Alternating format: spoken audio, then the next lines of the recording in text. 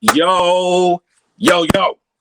It's a Knicks world, and we got to get into it. Y'all already know what it is. I don't do the show alone, man. I got my good brother Champ with me. What's good? What's good? How you doing, brother? How you doing? Listen, man, we got some special guests out here, man. We Got ain't some playing special out here, guests. man. Yeah, man. Obviously, got my good brother as well, and got the good on? shin on. Got the Yes, good shin sir. on. Lost Yes, neighbors sir. today, so that I wasn't hurt. Yeah, Is that a man. Giants hat? That's it, bro. Gotta let that Yeah. big blue. Listen, it's Got been a that dub while. today. Yeah, it's been a while since we could celebrate anything. But shout out to me, Malik neighbors, man. Hope you Yeah, recover prayers up, Prayers ASAP, up. bro. The Prayers Knicks up. gonna do you prayers up. right this year, bro. The Knicks gonna get it back in blood this year for sure.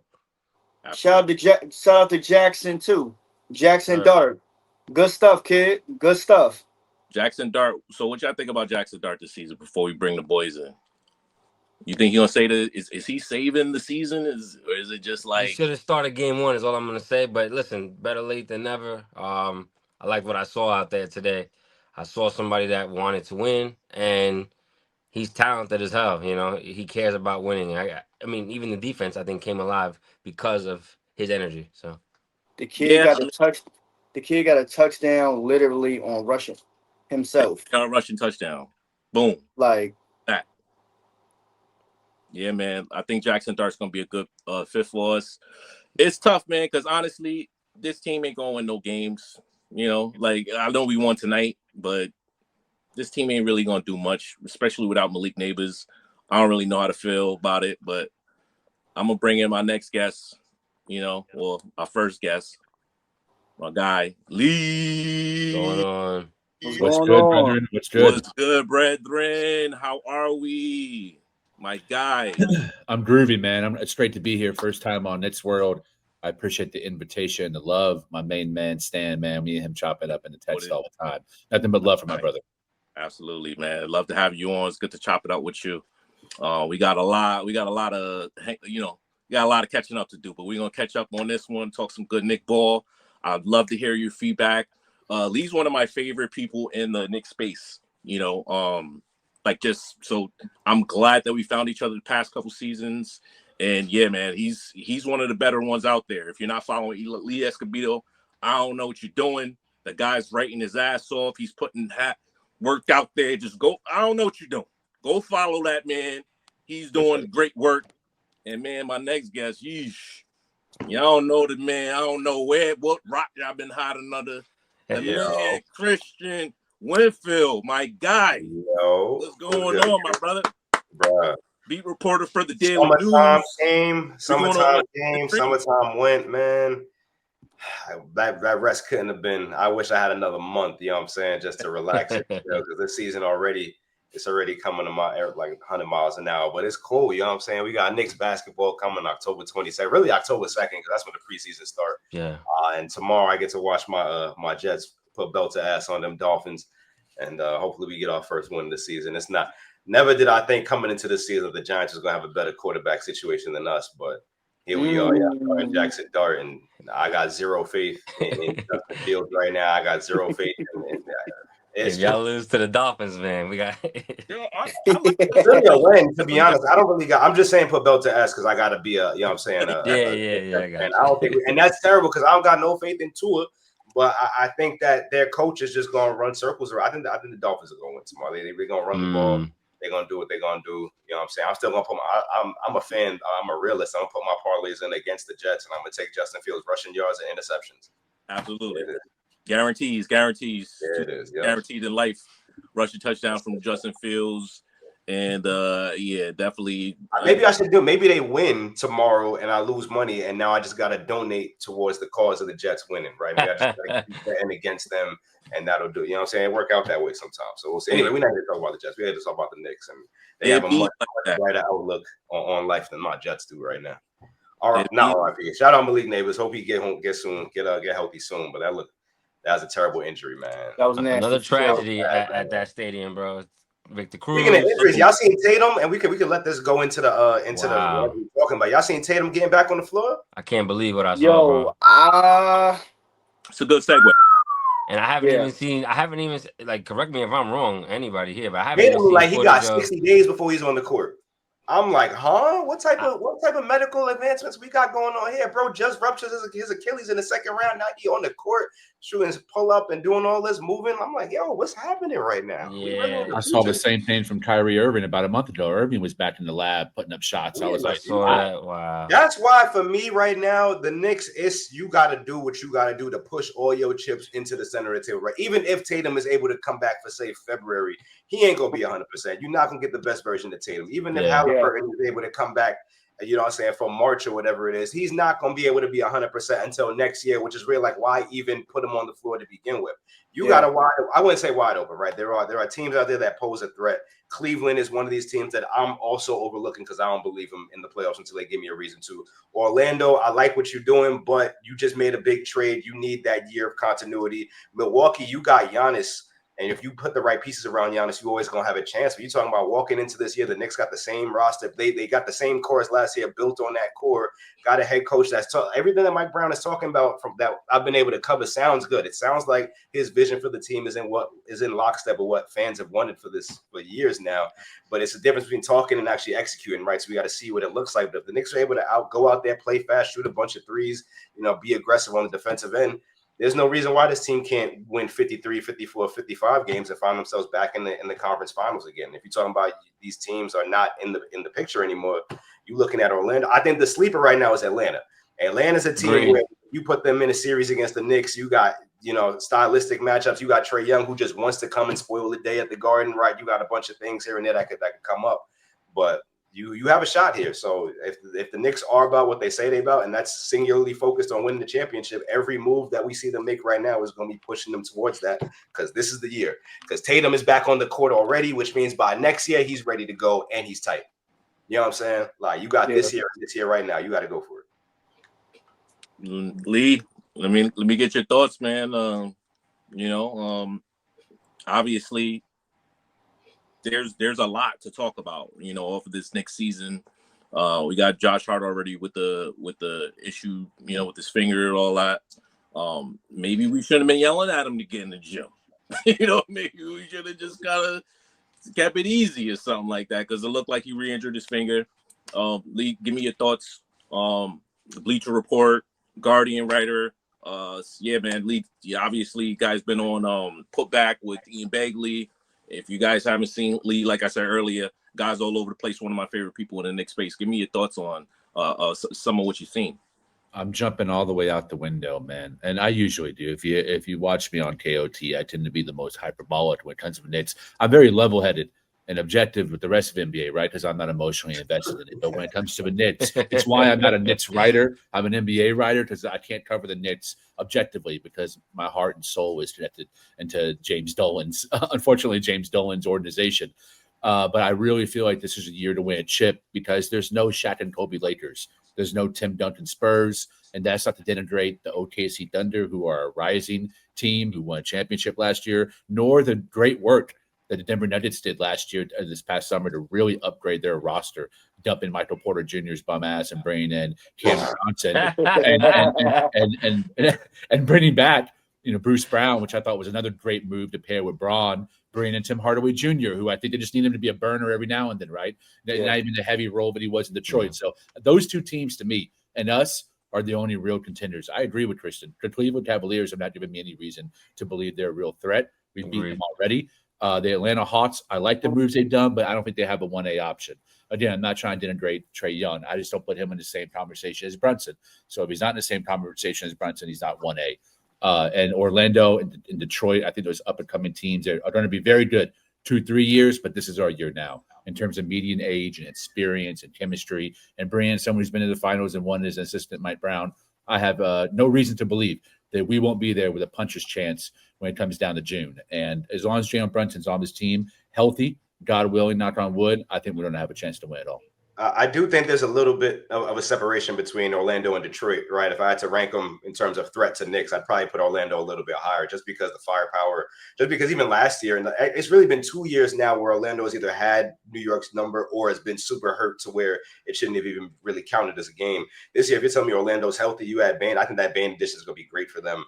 And I think that's really a team we're gonna have to watch out for. If you're talking about a series against Orlando, that's gonna be one that you know what I'm saying, I stick a pin in, like, all right, well, this is a team that kind of has the identity of a team that could give the Knicks issues. So we'll see. But that's also the same cloth that Detroit is cut from. I don't think Detroit necessarily got better this year. They're banking on Jaden Ivey coming through and saving the day and having a healthy Isaiah Stewart. Those two players could have changed the series alone, right? So yeah, we'll see. But I think the Knicks, their depth is really what's going to save them this year, because you're going to be able to really not have to ride your starters all year, and now you're going to run into the postseason more fresh than you would have the last few years. So it's a good year. It's a good year to be a Knicks fan. I'd be very. I've been talking to Knicks fans all summer, and all of them are excited. And usually I'm trying to push back on Knicks fans because I'm tired of seeing them heartbroken all the time, getting their hopes up, and then having to really stomach the reality of this team. And even last year, right, there was an argument to be made that the Knicks shouldn't have been in the conference finals, right? And you thought that 9 times out of 10, you thought going to the second round, the Celtics were going to steamroll the Knicks, right? And then you get to the conference finals and you lose to Indiana. It's a roller coaster ride of emotions. Last year was a successful season.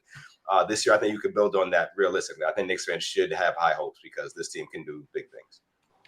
Absolutely. Knicks in the finals should be, again, I'm not a fan of penciling things in, especially paper. I mean, the biggest fan I am of this particular season that we have coming up is the continuity that we're going to have. Yep. Continuity is something that absolutely was missing. And as boring as it is, it's not sexy. It's not nothing to, I mean, you can write about it, right? But at the end of the day, it's not the most, everyone's looking for the next trade we're going to do, the next this. I don't know if we need to do anything, like obviously we're going to look on the horizon. We're going to try to make improvements. I would like to see Mike Brown, see what he can do with this particular team now that we have some continuity. I wouldn't want to see too many changes, me personally. Now, obviously, if you can make a big move, I don't know how big the move is going to be. I think we made most of our big moves, and the continuity kind of is the next big move. You have to change. So there's two things, right? Number one, in terms of continuity, if you want to bring on both Landry Shamet and Malcolm Brogdon, you got to trade somebody, right? So there's number one. That person is probably one of Tyler Kolek, Pacome Dadier. In an extreme circumstance, you look at a guy like Miles McBride, but you only look at Miles McBride if you have to move Mitch, which brings me to my second point. Mitch did not get a contract extension this summer. And typically players who come into a season without a contract extension, organizations are looking, especially a team like the Knicks, and they're right up against that second apron. We all know what happens when a team goes over that second apron. You don't want to really be subject to those penalties. No. You're looking at, okay, well, number one, can you extend Mitch at this number? Number two, is he even going to want that? And if you can't feasibly keep Mitch long-term, do you keep him for this season only, knowing that this is your biggest chance at going for a championship and risk not being able to re-sign him next year? Or do you get ahead of it and do you trade Mitch? And if you have to trade Mitch, what else do you have to add to replace the value? Do you have to trade Mitch and Deuce together to get that one big piece that'll compensate for losing a guy like that, right? So it's a lot of, the continuity is here right now for this season, right? But Mitch is in an awkward spot. Guys at the end of the rotation are in an awkward spot because Malcolm Brogdon comes out and says, hey, I expect to make this roster, right? Malcolm Brogdon has an expectation of being in orange and blue on opening night. There's a good case that Landry Shamet should have the exact same expectation because of how impactful he was last year. So talking about these two guys, that's basically saying, hey, I'm taking somebody's job. That's it. So somebody in New York is going to get traded if you're talking about those two guys making the roster. And then as we get closer to February, there's going to be that dark cloud hovering above what's going to happen with Mitch because he's set to be a free agent soon. Knicks can sign him to an extension at any point, right? There's no deadline. The last day they could sign him to an extension is the end of this calendar season, right? So once the season is over, you can't sign him to an extension. He'll become a free agent. You can theoretically agree to a contract extension in January. You can agree to a contract extension right before the trade deadline.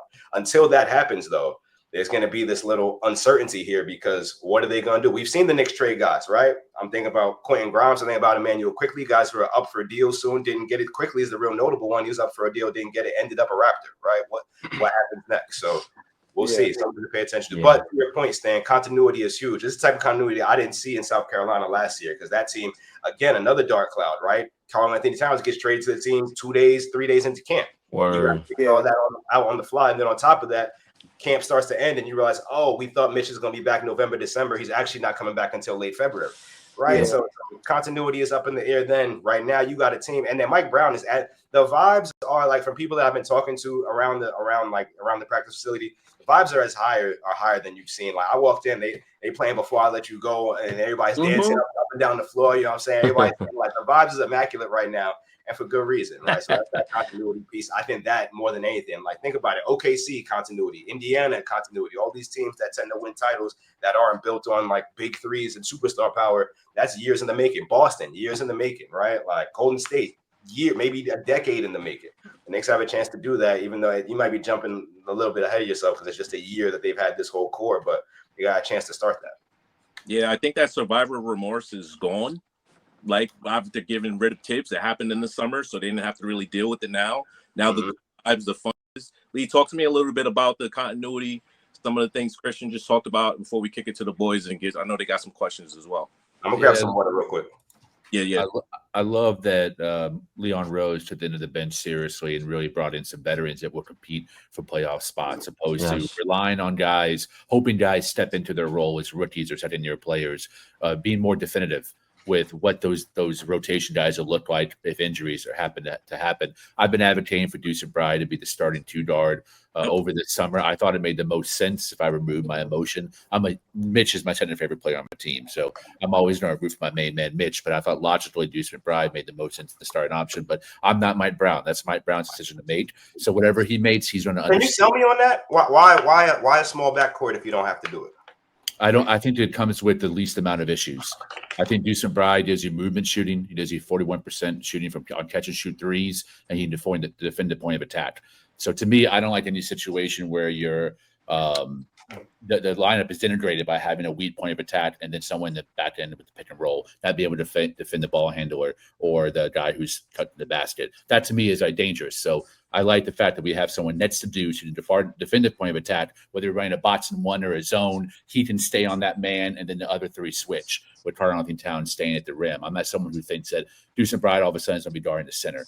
And if we were able to have success with a 6'4" wing last year, I think we can have success with a 6'2" guard. So that was just my thinking. It's 6'4" wing who plays, bigger than his size. I see what you're saying. It's just it's a tough sell for me to have 6'1" and 6'2" as your starting championship caliber backcourt. You know what I'm saying? Like I maybe for spurts, but if you're 7 or 8 deep, I agree. But we're so deep right now that if it doesn't work, if it doesn't work, you can mitigate the minutes distribution to counteract that, and then have different lineups around Deuce when he is not sharing the floor with. So you're bringing Mitch and Josh off the bench. In my perfect scenario, yes, yeah.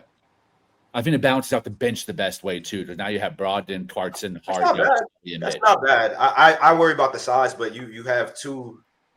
You have one certain starting lineup, and you have a second lineup that could start for a bunch of different teams. So yeah, if Deuce McBride is a starter at the 2, that's the only undersized position on the floor. Even all the bench is up to snuff for whatever position. Well, your 1 and your 2 would be undersized.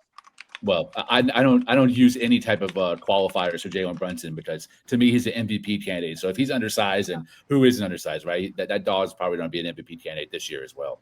See, I was going to ask you that, Lee. Like, do you stagger that? Like, do you stagger your lineup based on matchups, or you just say, you know what, that's just going to be my backcourt, Jalen and Deuce? You want to settle on a starting lineup. Yeah, as long as I've been watching the NBA, continuity is very important. People knowing their role, that was an issue that everyone reported last year. Well, not everyone, but key people reported that there was some issues with what is my role going to the season or as the season evolves. So I think having that consistent starting 5 is very crucial, but being open to changing it, which Mike Brown was while he was in Sacramento. He did tinker with it, eventually bringing Keon Ellis in and out of the starting lineup. So to me, Mike Brown seems to be someone who's been around, and everyone I've talked to, Bernie Bickerstaff especially, told me that Mike Brown is always open to new ideas and will change based on the personnel that's at hand. So that gives me confidence. That's exactly what the Knicks wanted too. You know what I'm saying? That's in all my reporting and everybody that I spoke to, as we all heard, collaboration, someone that they knew wouldn't kind of just be set in their own ways was one of the biggest things that they were looking for in their next head coach. And you kind of hear it from the players. We asked Deuce about him being collaborative, and he was talking about just how he's kind of fielding ideas and talking to everybody, not just in terms of coaches, but he's also talking to players, getting all that.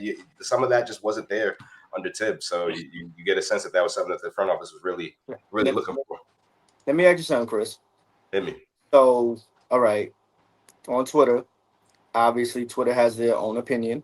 Sure. We're all on it, whether if you on the feed or if you're lurking, whoever it is, right?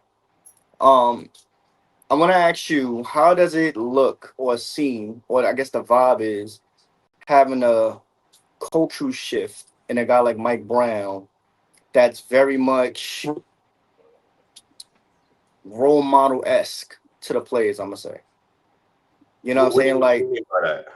Like the conversation is different when you got a guy like Mike Brown who's been around the LeBrons and the Kobe's and the Uh-huh. Stephs. You know what I'm saying? So it's easy for him to kind of like translate to those who look at those are their greats or those are their goats, and they can sit there and say, okay, I had this guy, so he's gonna work like this, or well, I had that guy, so he's gonna work like this. And it, like you said, the vibe is different just off the strength of they're playing cookout music at the workouts. Yeah. You know what I'm saying? Like, I mean, so to one point, right? Like Tibbs is yeah. a very decorated head coach, right? Like Uh-huh. as you can have your gripes with him. I had my gripes. I thought there were a number of things and things that he should have done last year that he didn't do for Right. whatever reason that he chose. But at the end of the day, and you ask any player this, everyone who's been part of this Knicks roster over the years, incredibly thankful for Tibbs and what he's able to do. A guy like Deuce gets an opportunity. Tibbs helps him prepare for that opportunity. Now he's a key part of this team. Guys have gotten paid because Tibbs put them on the floor. Guys have seen their roles, blow up. Jalen's a guy who's seen his role blow up. Like all these guys are pretty much forever indebted to Tibbs and what he did for this team. But at the end of the day, also on the same side of that coin, well, on the other side of that coin, there's just you could tell that there was just a lot left on the table last year in terms of the team really reaching its potential, right? And you talk about a guy like Mike Brown. Yeah, he's coached a lot of people, right? He's coached LeBron. He was on the bench with Steph and KD and Clay and all of them, right? He goes on to Sacramento. He's coaching guys. He's coached Kobe. He's coached a bunch of different people. But at the end of the day, there's just a respect for, number one, what he's been able to do. And kind of like you mentioned, his willingness to kind of adapt his view. I asked him about this. He's had to change his view on basketball over the years. He's been one of the guys that have lasted the test of time. And that's because he hasn't been rigid. That's because he's kind of been open to learning new ways. I think we're going to see a lot of that. The way he's talking about playing basketball right now, it sounds like a modern basketball team. Yeah. If you look at, for example, I wrote about this for New York Daily News today. If you look at the Knicks 3-point shooting stats from last year, they averaged about 34 threes per game. That not only was that 26th or 27th in the NBA, that's what the league average was in 2021. So you're years behind what the league average is, and now Mike Brown is not only just talking about it, it actually seems like he wants these guys to get up 43s a game. And if you're telling me that now you have added more shooters, the only non-shooter on the team right now is Mitch. That's the only non-shooter out of your 11-man rotation right now is Mitch, and Josh on a bad day, right? Everybody else is a knockdown shooter. You're telling me you're going to try to get 40 to 53s up a game, and you're going to try to play fast, and you're going to be able to sub guys in and out of rotation to play this style the entire game? It's over. So we'll see. Knock on wood, things go according to the way that Mike Brown, people make all these grand promises all the time, and then you're looking at a team that's 500 at the trade deadline, wondering if you made the right decision. So time will tell, but it all sounds good. So we'll see if it is. I have another question. So you just said we want to put up more threes, right? 40 or 50 threes and stuff like that, right? When you go off of just last season alone, Cleveland, Boston, OKC was high ranking in just 3-point attempts. Yep.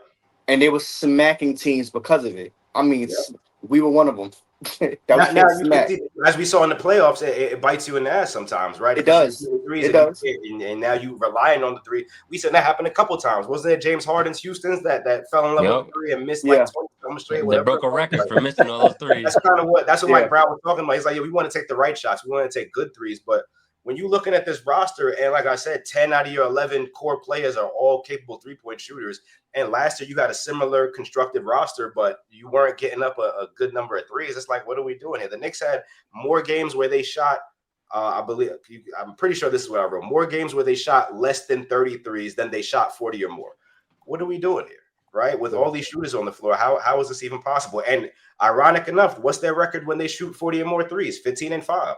What's their record when they shoot 30 or less threes? 15-11, right? You can see it in the numbers. So that's just the way the game is going now. If you're not shooting threes, you're not going to win. So it's time to give it the times. They're going to do that. And they're going to start moving the ball more. That's really the sign of a modern offense. You're not seeing one guy dribble it. It's not a what do you want to call Hero ball. pick and roll offense or just anything like that. Like he's trying to put in. That's why it's so difficult for them to grasp some of these concepts. That's what Jalen was saying. Like some of the stuff is going to take some time because the ball's not going to be in your hands all day, right? That thing's bouncing around. Everybody's going to touch it, and at some point, I think last year they were off to a point where all 5 starters were scoring in double digits for a certain number of games. I think we're going to see that every game now. Everybody's going to be in double digits.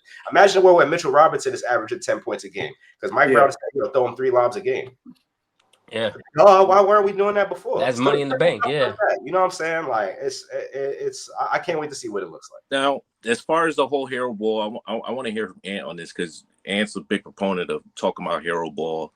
I think it's. I mean, all of us could probably agree it's going to affect Jalen the most, right? Like he's going to have to adjust the most. He used to having that ball on a string in his hands, and now he's got to incorporate so many more capable guys that are certain things going to be an issue, early season or like Ant, talk to me about like, obviously I know you don't like the hero ball. I don't like the hero ball either. Yeah. I think Jalen Brunson really wasn't that accountable a lot of times. I still haven't heard him be too much accountable on the whole hero ball. So I think it's interesting just because it's like, okay, now you're not going to have the ball in much. Yeah, you're a team player. Yeah, but it's going to be an adjustment. So, yes, you're expecting an MVP season, but at the same time, he probably has the biggest out of everyone on the team. He probably, I don't know. How does everybody else feel about that? I'm going to start with you, Ant. Yeah, I think Jalen is very versatile, and I think he's like a chameleon.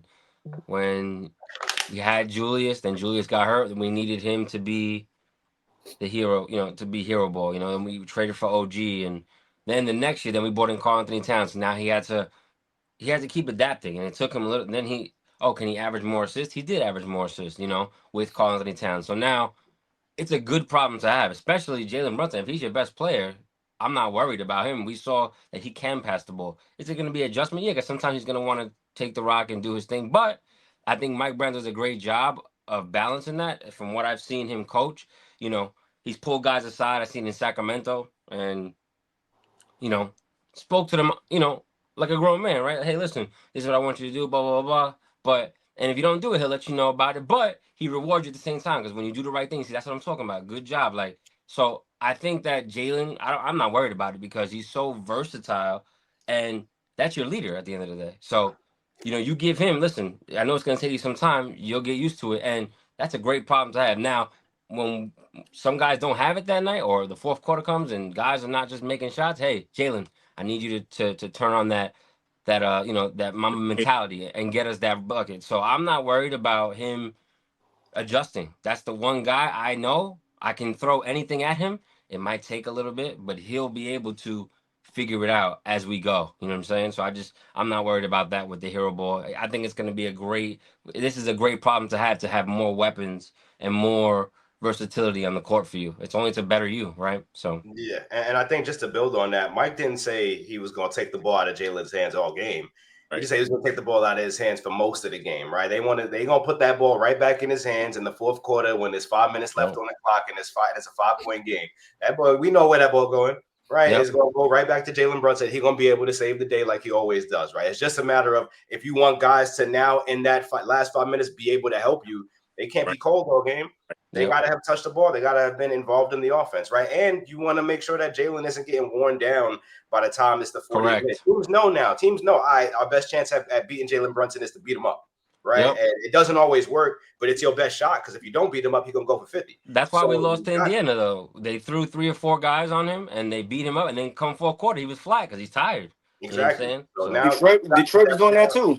Yeah, Detroit did a good job, but 100%. But like Indiana did through 4 different guys all game, and and they were successful on it. That's why I thought we were the better team, but they had I think we got outcoached. But they had more bodies. You got outcoached, and they just had more. But Tibbs had more. If you see, that's the thing I also wrestle with, right? If you gave Tibbs this roster, you can't tell me he's not playing 9 to 10. You telling me he has all these guys? Of course he's gonna play 10 guys because you gave him 10 guys.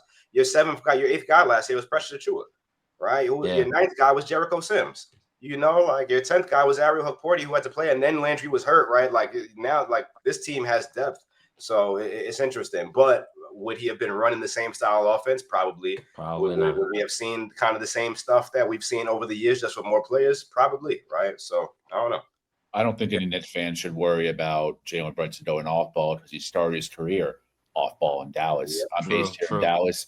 Been to dozens and dozens of Mavs games when he was playing here with Luka, and he thrived in those catch and shoot. You know, Bingo. with Carlisle running that spread pick and roll, Brunson 8 playing next to Luka or running the team on his own. Correct. And that Dallas wasn't a super ball heavy team when Luka said either. They run a lot of the pinch posts out of PJ Washington too, and even ran some pick and roll with some of their wings. So I don't think that's going to be a major adjustment for Jalen Brunson. It's all about the question you're going to ask him when you're positioning this to him. Now he's looking at, okay, I'm back passing the ball to Malcolm Brogdon or Jordan Clarkson to run the offense, opposed to, no offense, Cameron Payne, DeLon Wright. It's a very different scenario. You got high octane guys with playoff experience being the primary ball handler. When Donovan said, Jordan Clarkson's run the offense along with Mike Conley. Malcolm Brogdon, 6th man of the year, come in, run the offense. So I think it's a different situation that Jalen Brunson is saying yes to this year than the previous years that he's been in New York, with the exception of Derrick Rose. So I had no issue with any idea of Jalen Brunson being comfortable with going off ball, because it's going to make him have more energy and endurance toward the closing stretch when it's time for him to go get a bucket and ISO. Yeah, and on top of that, I think someone mentioned it earlier, staggering rotations. There are going to be rotations that are begging Jalen to go get 10 points in 3 minutes, right? And there's going to be other lineups on the floor where he's got to spread it around, right? I think Mike Brown knows he's got to give Jalen a couple buckets here and there. But at the end of the day, they're all, I think the big word around, and you hear this every year, right? Every team in training camp is talking sacrifice, right? Every team has the same buzzwords, but you kind of know that the conditions in which this team has to sacrifice with a 1-year window to win a title, they don't got time for anybody to be messing around and not understanding what their role is, not understanding what the game plan is. Like, everybody's got to get on the same page ASAP, and I think we're going to see that. Let me ask you a question, and anybody can answer this. How big do you guys feel like Malcolm Brogdon being on the team would help Jalen Brunson and Deuce as a mentor? As a mentor, I think it helps Deuce. I think no matter what, if Malcolm Brogdon can't stay healthy, it doesn't help anybody. And that's the big thing about him. You know that he's a quality floor general with playoff experience. Guys played in a couple different spots. But you also know he hasn't played more than 30-something odd games for the last 3 years, right? So, or at least 3 of the last 4 years, whatever the number is. So it's really, that's kind of what you're gambling on here. Because you can trade away one of your rookies and then bring on Malcolm Brogdon, and then Malcolm Brogdon gets hurt on the first day of the first game and is out for the season. And now what are you about to do, right? So I think assuming that doesn't happen, I think Malcolm Brogdon is an immediate upgrade, a significant upgrade over what you had last year. And I love Campaign, everything he brought to the team, but Malcolm Brogdon's skill set and reliability, two totally different. This Campaign, you know when he's going to shoot, and it's when you least expect it. Every single time you don't think he's going to shoot, he's going to shoot. Malcolm Brogdon is more of a floor general. He's going to get everybody involved, can guard. But he's also a little older now. Injuries have taken a toll. I don't know. Maybe I think from a mentorship standpoint, it'll help Deuce for sure. And I think just by virtue of having an actual capable floor general on your bench, it'll help Jalen. I think it's the right play. It's just a matter of if he gets hurt, then what? What are you going to do? But that's the question for everybody, right? If OG or Mikal get hurt, what are you going to do? If Jalen gets hurt, what are you going to do, right? So Brogdon was always a buyout candidate, a possible deadline candidate in the last 2 seasons with Washington and Portland. And doing my reporting, everyone I talked to was very lauded about how he was a mentor and didn't care about the role, didn't care about the win. He cared about winning, but it didn't bring down his ability, whether it was practice time, off the court, to be a guide and a mentor to be young kids.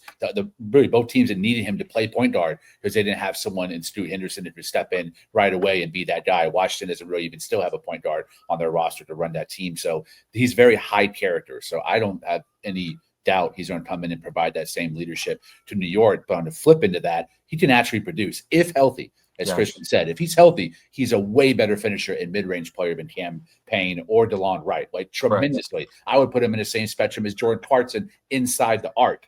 Dude, he's a bucket if healthy. And then at 6'4", Deuce and Bright doesn't have to worry about him getting cooked on the back end. Again, all these qualifiers. If healthy, he can hold his own and even switch up to a 3. So it's the on the court ability to me, that's what fortifies guys to be able to say, hey, not only can I play with this dude, he's going to make my game easier and better too when it comes to my shot selection.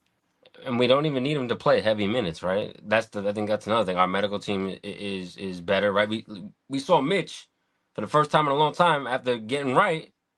He was dominant. He was probably one of the best rebounders, shot blockers in the playoffs this past season. So, so my whole thing was, because I've been campaigning for Malcolm Brogdon, like, again, if he's healthy, I'm like, if he gets in the right situation, we're not asking him to play 30 minutes a night, you know what I'm saying? 15, 10 minutes, here and there, you know what I'm saying?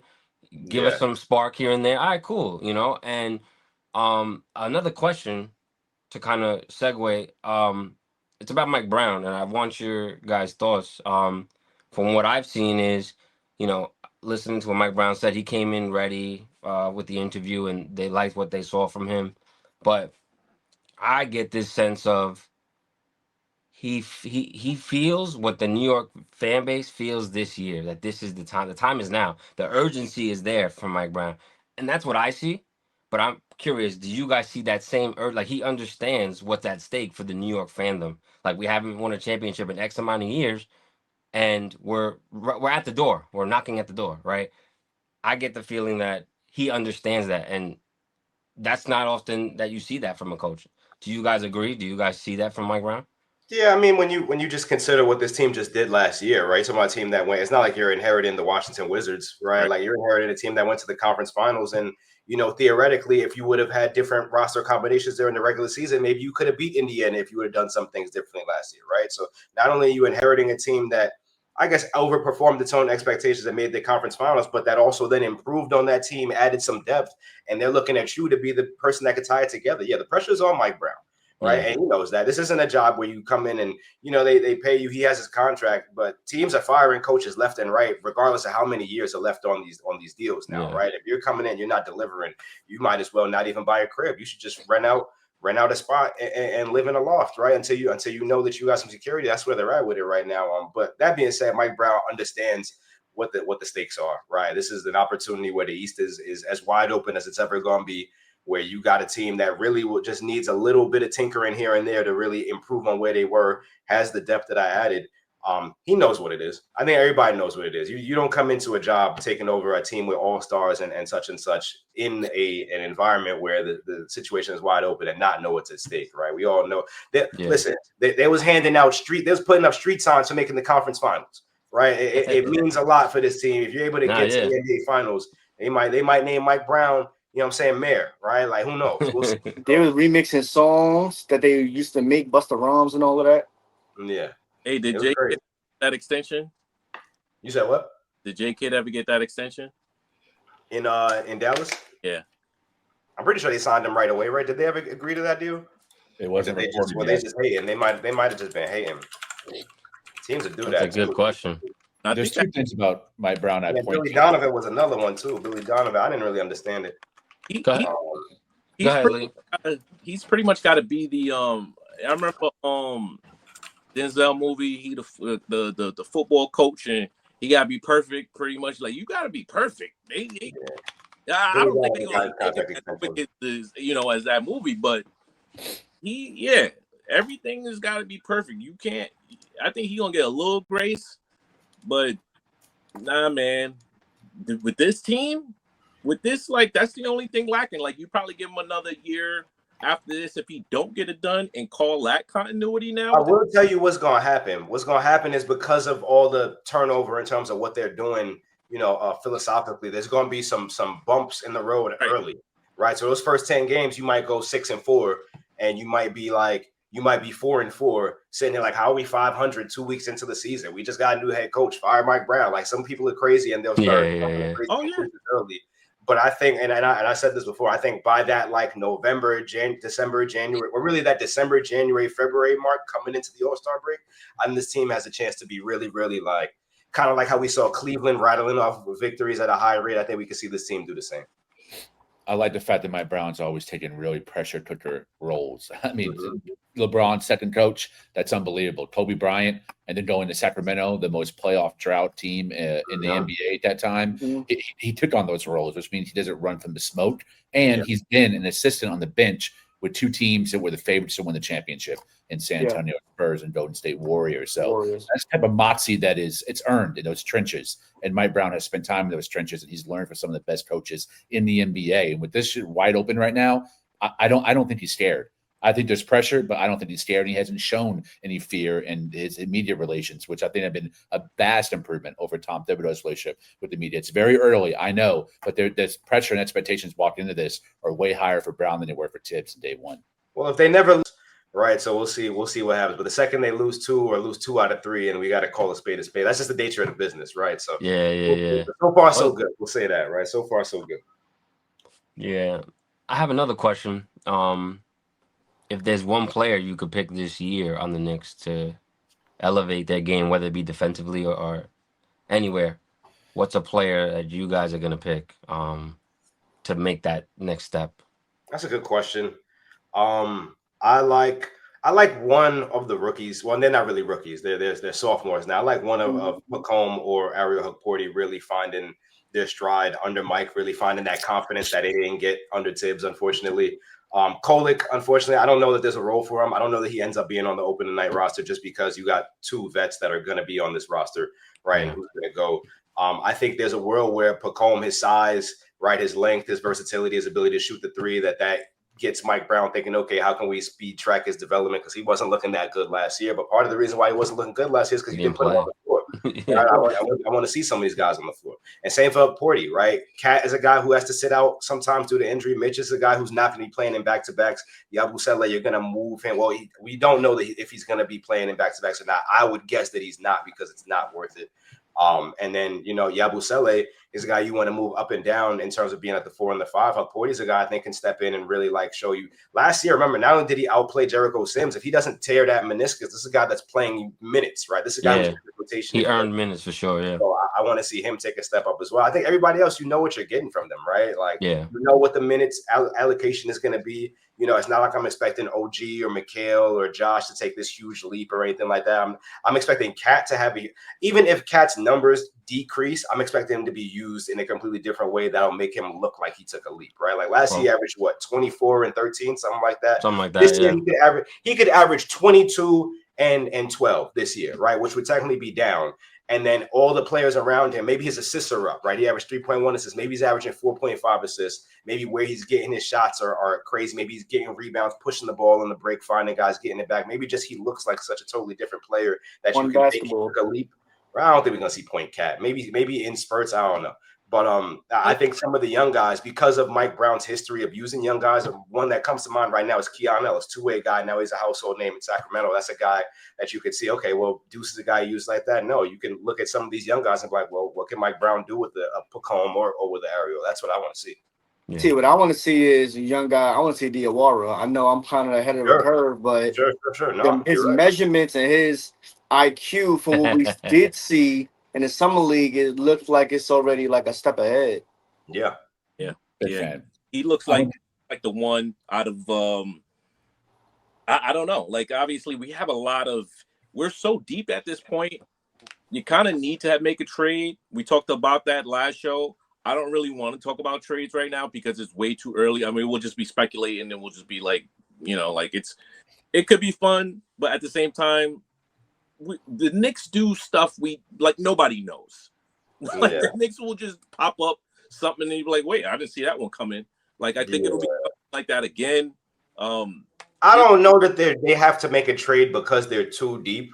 I don't think that's a real thing, right? Like OKC and Indiana, those you still don't have as many players as them, right? Like OKC has 11 or 12 or 13 guys that they could turn to. You got 11 and then it gets murky, right? Even at 11, someone could get hurt, and now it's like, all right, well, we really maybe only have 10 or not.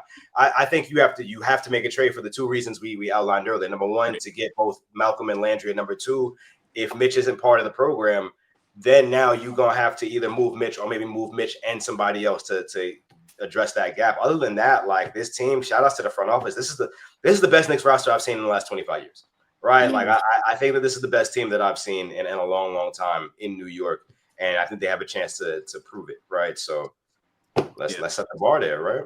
When it comes to the player that they're going to take the jump, I'm going to go a little bit different direction. I think Mikal Bridges is going to see a boom or boost, if you will. See, I like the stats that I'm looking at for that One is an uptick back to the median for him on a 3-point percentage. He shot 35% last year. I think he did that, but got back up at 37%. Getting some more motion off the dribble 3-point shooting, which he didn't really specialize in last year in Tom Thibodeau's offense. And the second one, this one's the most important, is getting that free throw attempt up from 1.4 back to the 2.4 would be fine, but I want more when he was in Brooklyn with 3.9. Now that's going to take him having the ball in his hands more, and I think he will. I think that's going to be part of Jalen Brunson going off ball. One of the main guys that is going to also tie into is Bridges running the offense and getting more opportunities to drive. And now that's going to take Bridges changing his game to and being malleable to a sense to actually taking contact and looking to get to the rim and then get to the line. But if you're 84% free throw shooter, let's use that as one of our advantages and weapons on the team. So we can't be having him only going to the line one time a game or 1.5 times a game. I need him to really absorb some contact, maybe playing less, being more on ball. He'll be happier in his role, and he'll be more willing to do that. I'm gonna feed into your theory a little bit, because at the end of these drills, then these practices, they're running these sprinting drills, and Mikal is, if he's not the fastest player on this team, then he's the most well conditioned, because at the end of practice, he's outrunning everybody. Yep. So he's gonna get at least 8 points off leaking out every game. You know what I'm saying? Points that weren't there because this team wasn't really looking to push the pace as much as they're about to be. Mikal's about to outrun everybody. And then in the video, Mike Brown's calling him to shoot the free throw. In one of the clips I saw, you know, he's like, they all had to shoot free throws. Oh, okay. From the clip that I saw, I just saw he called him, he knocked it down. So I'm like, okay. He did not have in front of the rim, and then it hit the backboard, then it bounced in. But I think they're trying to simulate pressure free throws, because if you miss, the whole team got to run. And I think that's genius, right? If that's how you replicate it, because don't nobody want to do sprints. Nobody want to run sprints. I damn sure don't want to run no sprints. So I know they don't. As long as Mike Brown tell Mikal Bridges to lean into the contact, we perfectly fine. Lean into, don't fade all the time. Lean into it. Tell anybody anything, but they actually gonna do it, right? Like that's. We know Mikal Bridges is the stop and pop king. He ain't trying to go all the way. He's trying to stop. A few feet of floor. He'll stop 3 feet away from the rim and shoot a turnaround instead of going to the rack. You want to go all the way. It's just a shot at this point, you know, and yeah, as y'all talked about, Brunson, that's usually his first read. The first person he passed the ball to is Mikal Bridges. No. First person he passes the ball to is Josh Hart every single time. If he's on the court, next. Josh's option A, and then it'll go Mikal and then Cat OG. It'll run that way. But if you look at it, Josh is usually the first, I guess, escape option for him. He's getting the ball, and that's because they played together way back when. They know each other's cadence, and the role that they're using him is just dumping the ball up to him and letting Josh play the facilitator from there. First thing is give and go. Mikal could do it too, so we'll see. Yeah. Go ahead, Tim. Hey. No, I just think the Mikal thing is, because I feel like the Knicks put all their chips in the Mikal basket, and they said, here, we're gonna change the coach, and I'm not saying Mikal is responsible for, but I know that there was some speculation last year that, you know, he wasn't liking the way he was being used, right?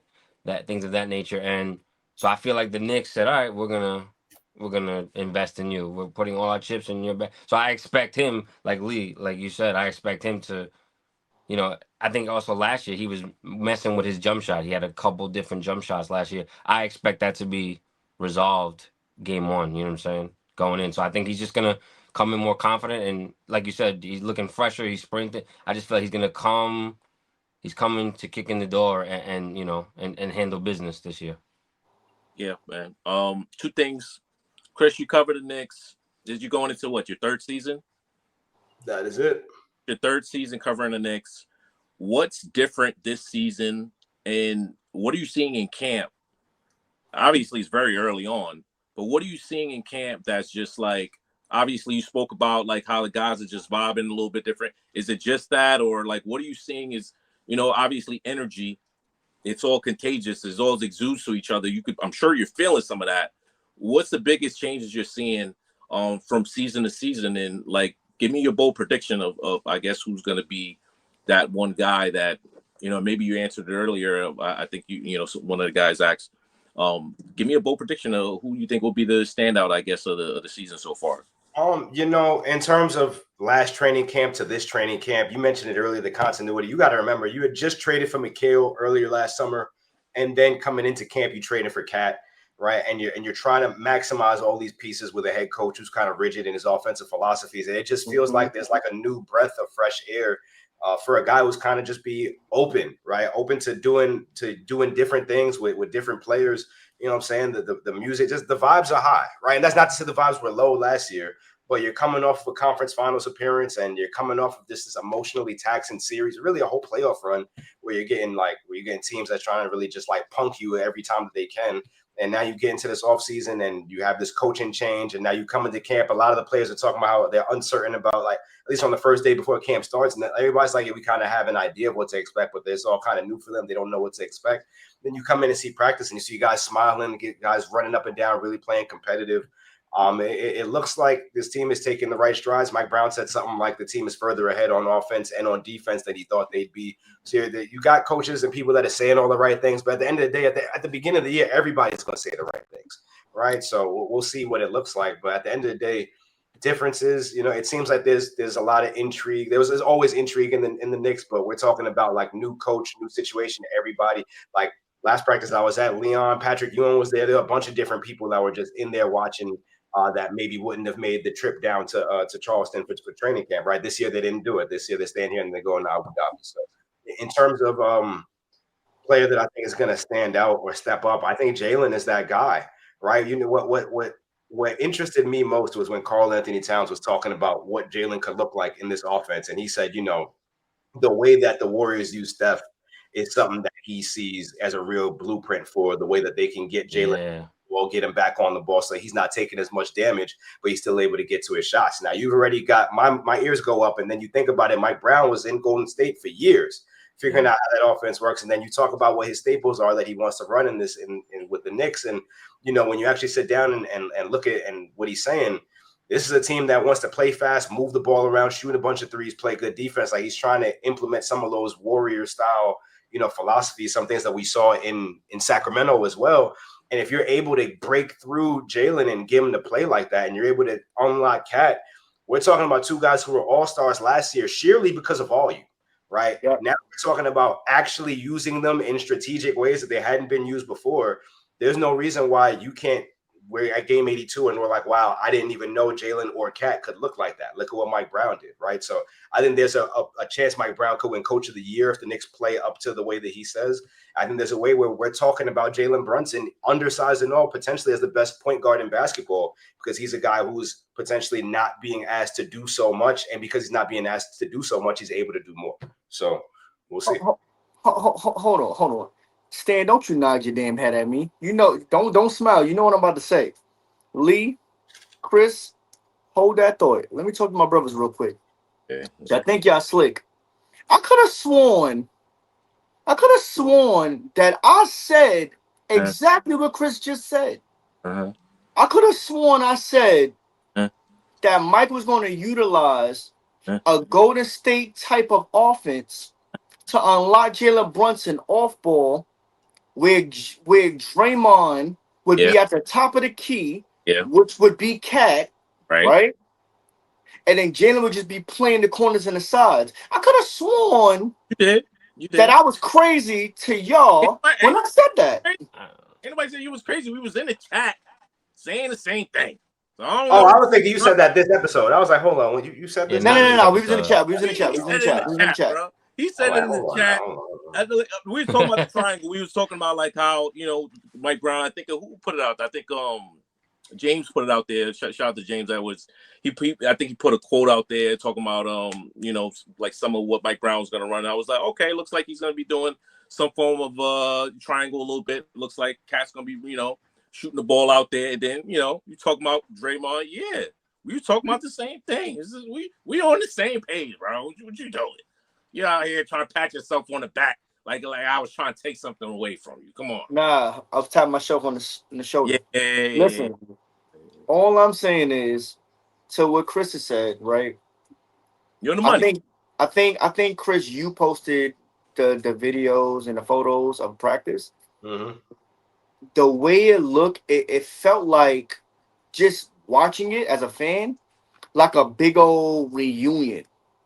like a big old. It felt like hoops Yeah. back when we was younger. You know what I'm saying? Like Yep. when everybody was coming out just to play, and it was the good vibes. No one was, Yes. you know, wasn't nobody trying to shoot up the spot. Wasn't nobody trying to Yeah. worry about anything. Like it was just hoops and good vibes. That's what it was. Yeah. It made me feel like I was back in high school. Yeah, Yo, I was about to say That's like a what high it school was. reunion. that's what I When you said. get the Yeah. college buddies back together, right? Yeah.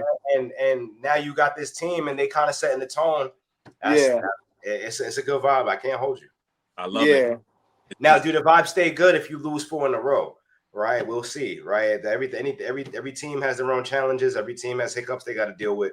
What happens? How does this team fight adversity? Right, what happens if somebody gets hurt? What happens if someone's not getting as many touches? What happens if OG's not getting touches? Right, we saw some frustration build up with that last year. Right, but I don't think that becomes an issue because right now the way it looks is like it's going to be an equal opportunity offense. It could be OG could have 10 touches this quarter. And then the next quarter, it could be somebody else. Like it looks like everybody's going to have their opportunity, and that's just what happens when you like play with speed and you just try to get off the ball and you just move around, right? Everybody. When you ask everybody on the team about player movement and ball movement, they're all smiling. Everybody's smiling because they know what it's about to unlock. Lee, I got even the continuity. Sorry, even the continuity sizing that you were saying, Stan. Like when you have a veteran team that they've been around each other for years on same teams or even just working out together in the summertime. And then you take trips like just little trips like Dubai, going to Dubai. It's not a little trip, but going to Dubai, Abu Dhabi, and y'all going for preseason, the vibes, y'all gonna be on a plane, y'all gonna be checking out malls, y'all gonna be chilling outside, y'all gonna be, enjoying those customs out there and just be like, oh yeah, we're gonna smoke this team. Oh yeah, we're gonna cook them. Like, oh yeah, it's what I'm saying? Like, look, like we about to go against Philly, like we're about to go against the rookies like VJ Edgecombe or like what this kid is doing. Like, remember when we was 23, like the back in the day, like just the old heads on the crew just talking, talking shit. But you just know like I ain't gotta do that much because I got the help now. I can rest and we still gonna be up by like 20 points. The offense is going to service everybody instead of just saying the typical 5. Here's another thing you don't got to worry about. Wait until it's 3 minutes left in the fourth quarter to be up by 30 and for Mike Brown to put the young kids in, right? If you're up by 30 minutes left, you're going to see all the rookies on the floor. It's over. Yep. I never understood that. Tibbs just had the PTSD. He would talk about it. Now it's like, yo, bro, they're not about to lose this game. And granted, yeah, sometimes you do blow a lead, right? But how else you going to have the young guys learn? They got to protect the lead. They got to protect the lead. What's happening? So I don't know. We're gonna see the young guys actually play. I think we're gonna see good vibes. Nah, man, that Golden State comparison. I mean, I watching them. The greatest thing about them was that the guys like Sean Livingston, Leandro Barbosa. I mean, they were vets, but they had guys. Festus Ezeli. They had everybody was a part of the run. You know what I'm saying? David Lee. Everybody, every player contributed. The 10th guy, and that's what the most beautiful. But also over the years, what they would do is they would just go at Steph. So what did they do? They had Steph run off ball. And I think Steph, for a lot of years, I think had the most miles ran on the court because he had to just. But it's less taxing on the body when he's not getting hit every time, and you also have other people who can handle the rock. If he can get to his spots and just knock it down. Then sometimes he's gonna do his thing, take over, come fourth quarter or that third quarter when he gets hot or whatever. But man, what a vision to go to, like, you think Jalen Brunson can't go to the next level? I think, wow. That's a really good point, bro. That's something not a lot of people have talked about. It's what Golden State had that the Knicks haven't are multiple ball handlers. One of our biggest weaknesses have been guys who can't take care of the ball, guys who are turnover prone when they're on ball, which is why I think Tibbs overloaded on Brunson, depending so much on Brunson to be the initiator and not be off ball. Leon Rose went out and absolutely addressed that this offseason. Jordan Clarkson, Malcolm Brogdon, these guys can handle the rock. And I think even Mikal Bridges, I think that's going to be a concentration for him and Deuce, is to be less turnover prone and be more trusted as distributors and not be turnover prone, because that's going to help us not let the other team get out in transition and start dropping easy layups on us, which happened a lot last year, and how those deficits really were created were because of turnovers, bad dribbles. So I think the Clarkson Brogdon additions are very important. I think it's crucial that they play as well, significant minutes in the rotation, and that's really the only way that we're going to be a champion. Like the past 5 or 6 champions have had multiple ball handlers. Yes. What OKC did last year, or Denver when they weren't playing through Joker, or the Boston Celtics or the Golden State Warriors. That's the blueprint, and Leon Rose has addressed that. Yep. Lee, what I want to know. So you just said that we keep mentioning Golden State a lot, but I want to know, what is Mike Brown going to do, and how will he implement something that he learned from his San Antonio days as well? You know what I'm saying? That's not talked about enough, I don't think. I think trust the role players that hit big shots. You know, we've talked about Jalen Brunson being the Brunson birder, Captain Clutch when it matters. My homie's wearing the shirt. We got 2 Brunson shirts here. You see it?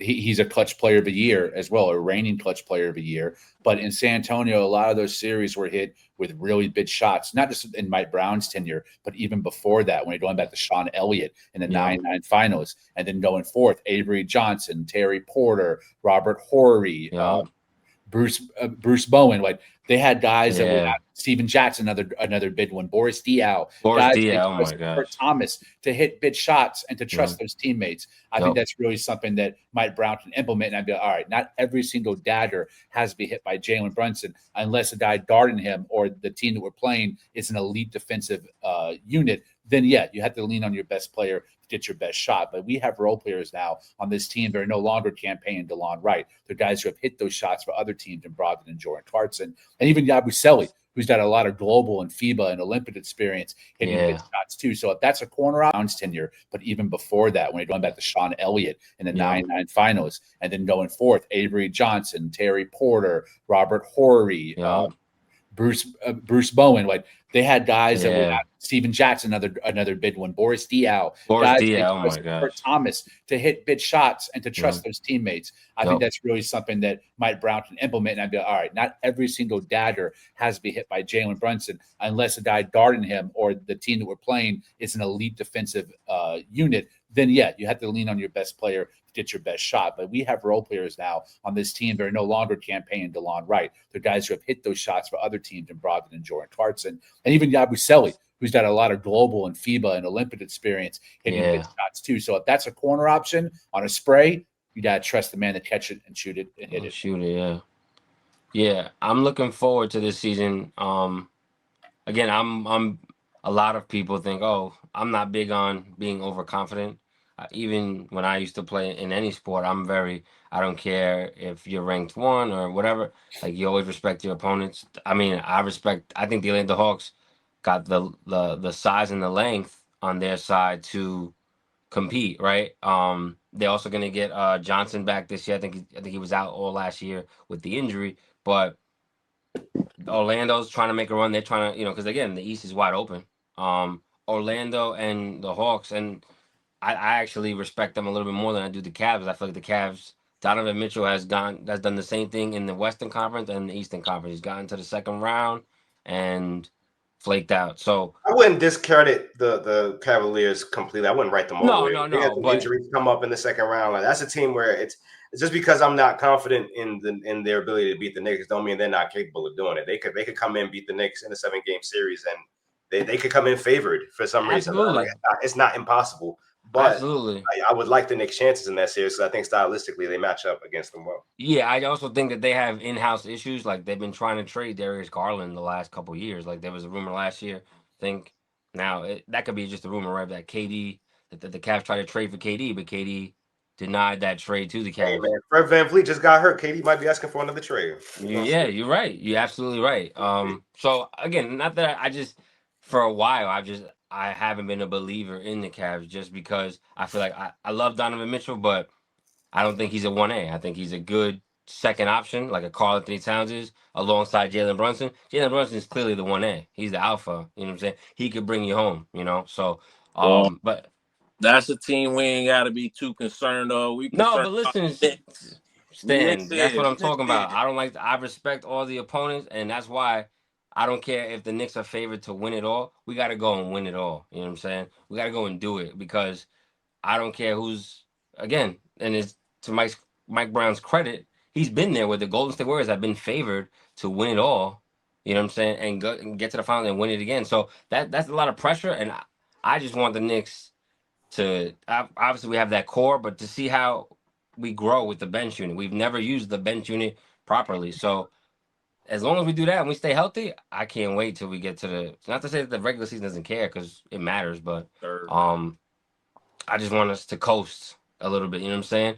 Not to say that we taking games off or anything like that, but the bigger picture rather than the smaller picture. If I'm making any sense. See, this is what it's. This is what it felt. This is what it felt. The biggest picture is Knicks 26 champions. It's our time. It's our year. I feel it. I feel real good about it. Man, we're gonna have to have y'all boys on another time because obviously we're at what, 1:04 right now. Oh damn. Oh man, lead my guy. Tell the good people where to find you, where they can support your work. Love to have you on, man. Appreciate you coming on. Where can they find and support your work, brother? Appreciate you, Stan. I'm on Twitter at _Lee Escobedo, or catch me on my KOT show for every post game. I got some right now covering the WNBA playoffs and trade scenarios for Bleacher Report. Once the NBA starts, I'll shift to my coverage of the NBA. I also have a series of cultural essays for the Guardian. They're coming out. First on a overview of Mark Cuban's tenure as owner of the Mavericks, and then the repercussions of selling it to a real demon like Miriam Adelson. And then another essay on Cooper Flag and my expectations for him as a rookie. And then finally, the WNBA as culture war that's been co-opted by the right wingers, using it as their platform to basically denigrate and bash our Black athletes and female athletes in the WNBA. So those will be coming out in the next month. Yes, sir. And my guy, Kristian Winfield, man, obviously leads us phenomenal work. Please find him, support his work. Please, please, please. You're doing yourself a disservice. Kristian, they should be knowing where you are. If for some reason you're living under a rock, tell the good people where they can find you, support your work. Obviously, videos out there. If you still live somewhere that gets daily newspapers delivered to your bodega, to your front door, wherever it is, you could go to the sports section back page, look for the Knicks, and you'll see my stuff on there. If you've grown with the times and you're not part of the print era, NewYorkDailyNews.com, sports, go to your Knicks stuff. I'm all over there. You can find me on Twitter at Chris Blast. You can find me on Instagram at Chris Blast. It's a lot of food, fitness, you know what I'm saying, sports, everything. So yeah, that's where you can find me. And we'll see. Oh, you can also find me at Madison Square Garden or wherever the Knicks are playing. I'll be there. So, yes, sir. Yes, sir. Cool, man. Hey, Chris, you be outside? Not as much as I used to be, bro. Not as much as I used to be. Now I'm trying to be inside now. I'm trying to be inside, but it ain't no sense in being inside solo. You know what I'm saying? So I need to. I'll be a lot more inside when I find someone that I could be chilling inside with. Until then, it's getting cold, brother. Yeah, summer not. We still got fall, brother. We still got fall. You know what I'm saying? It ain't cold. Still like yet. summer out here, bro. Nice little chill temperature. You feel me? So we're gonna knock on wood. We're gonna see what's going on. We're gonna see. There we go. Champ, tell the good people where they can find your work, where they can support you, brother. Hey man, I'm on X at Flyman Jones. You can hit me up. You can again shoot a DM. We are gonna start answering messages on live, so you can shoot me a DM. You can shoot my good brothers up here a DM. And we're gonna answer questions as honest as we possibly can be. And Ant, man, what's going on with you, man? You tell the good people where they can find your work, where they can find your viral clips. Yeah, man. Knicks Jedi, Instagram, Twitter. I make memes about all teams, especially my Knicks. But yeah, that's where you can find me. I'm pretty honest, straightforward. I appreciate Lee, appreciate you, Chris. Let's go get this title this year, man. Let's do it. Man, this is the time. And yeah, for myself, for Ant, for B, for Rels, it's a Knicks world, and we had to get y'all. We had to get it clear, y'all. So we're gonna catch y'all on the next drink. It'll be a little bit more less all over the place, as I'll be in my home on the next one, and then we'll hopefully get Rels and B on the next one as well. Like I said, Lee, Man, appreciate you, Chris. You already know Appreciate the you, vibe. Lou. You already know his brother. Yeah. Until next time, man. Appreciate y'all, man. My man. Much love. It's a Knicks world.